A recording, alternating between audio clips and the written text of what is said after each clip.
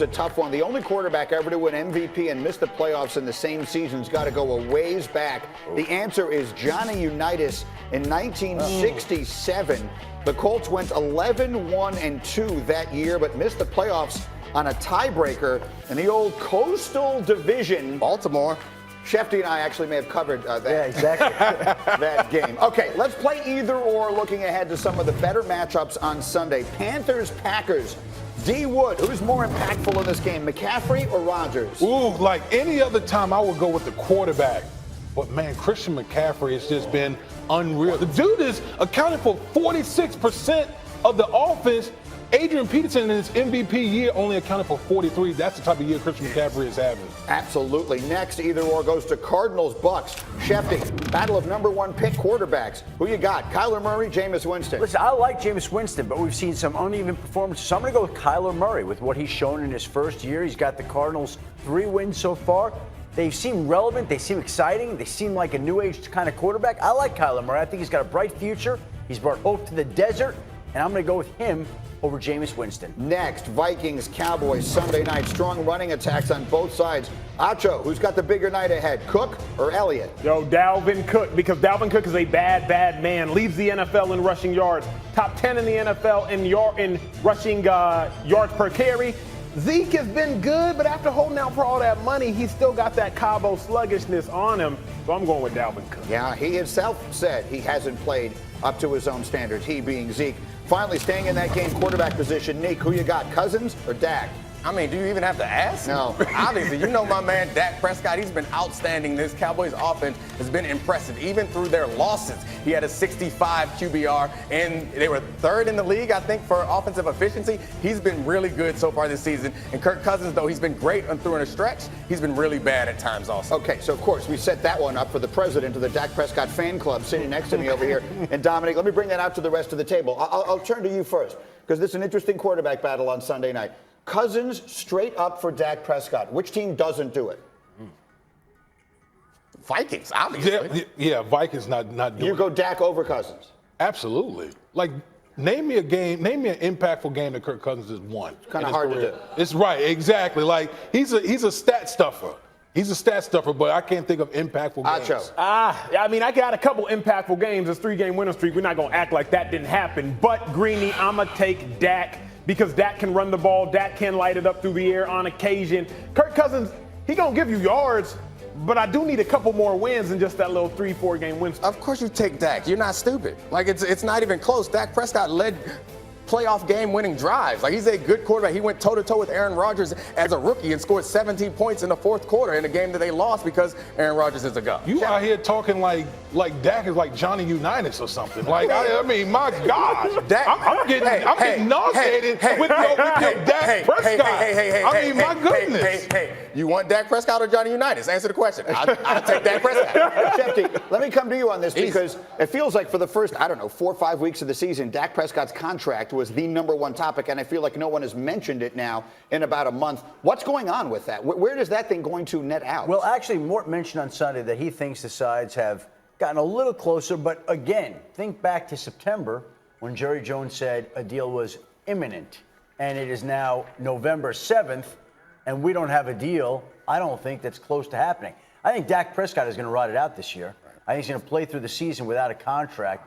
And I think at that point in time, they'll sit down during the offseason and see if they can get something done. And to a certain extent, some of that contract will be based on how far he can take the Dallas Cowboys this year. But he's going to get paid no matter what. All right, one way or another, we'll see. That feels like one of the big games of the weekend. I got another thing for you here. On Monday, The Athletic reported that the Chargers are considering a move to London, partly because of concerns over the LA market. Tuesday, in a very profane response, Chargers owner Dean Spanos denied the report, saying, quote, "We're not going anywhere." And that wasn't the only thing he said. As I mentioned, it was a very profane response. We talked about the profanity. It was one of the great sound bites in the history of NFL owners.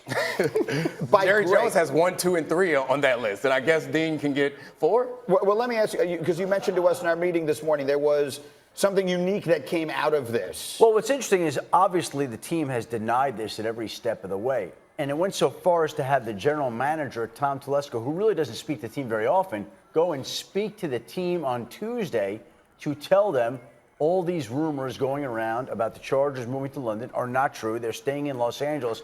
And when you got him doing that, that tells you how far this team is going to try to eliminate the distractions, quiet the noise, and keep the team focused on the game tonight against the Oakland Raiders. To me, that creates more distraction than anything else. I've never been on a team where the general manager addressed the team. That's the head coach's job. And I think that players or coaches in general and organizations overplay the idea of distraction. Saying that maybe in the future the Chargers might move to London, that's not going to impact how I prepare for this game this week. And now you come in there and you tell me, anytime you feel the need to come in and tell me, that makes me feel like, oh, so this was something, huh? No, Nick hit the nail on the head. As soon as you speak on it, he just validated it. As soon as he spoke on it, now I'm actually more nervous, Schefter, because now you actually gave credence to what was said. And all the players heard when Dean Spanos went on the radio talking trash with all the bad words. Like, we heard it. We got the message. There's no bleepity bleep way we're moving. And there were people that pointed out he also vehemently denied that they were going to be moving from San Diego. Yes, I'm one of those people who pointed that out. So, I mean, look, the bottom line of it is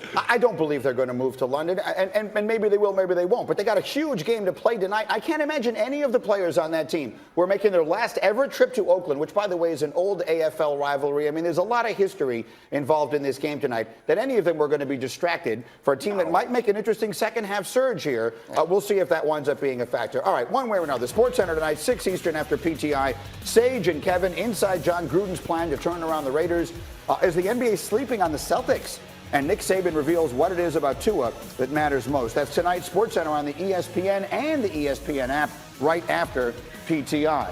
Back to basketball last night. Jay Will, Sixers on the road taking on Utah. Joel Embiid back in the lineup after his 2-game suspension, and 4 minutes in, watch Ben Simmons.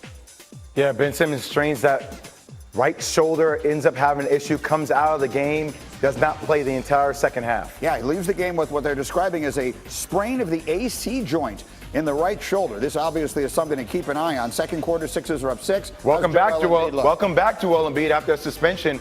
He definitely gave them buckets, but I give Utah a lot of credit after coming off a 2-game road loss. You know, this team was able to bounce back, dominating the boards. Embiid had 18 and 8 in the first half, finished with 27 and 16. But look at Bogdanovich draining the 3. He would score 20. Jazz a 5-point lead late, then less than 30 seconds left. Josh Richardson trying to bring Philly back in, but he throws it away. And in the end, the Jazz hang on for a 2-point win. Tobias Harris, let's talk. That impacted us a lot. I think, his presence out there is felt on both ends of the floor.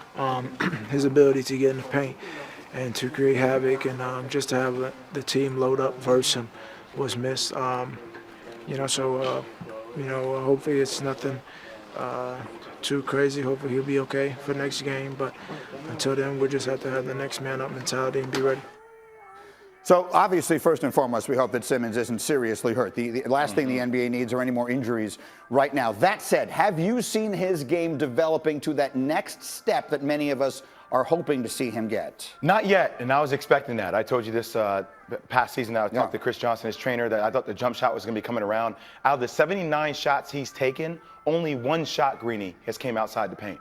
Only 1, and he did not make that. We're actually going to break down some tape so you can see, these are how many times it's instinctual. He just does not catch the ball and look to shoot. He always wants to either put the ball down on the ground, Greeny, or drive.